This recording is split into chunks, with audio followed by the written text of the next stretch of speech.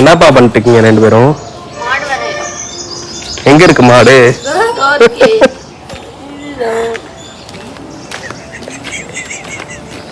ஏது இது மாடா?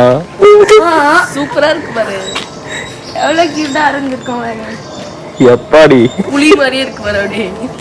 வெறித்தனமா. ஹாப்பி மாட்டு பொங்கல் கைஸ்.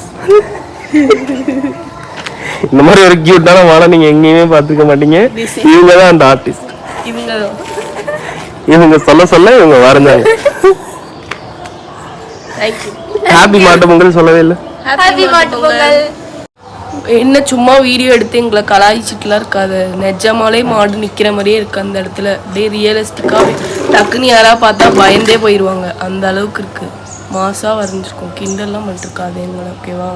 எது இதுவா? போட்டோ எடுத்து அட்டாச் பண்ணு.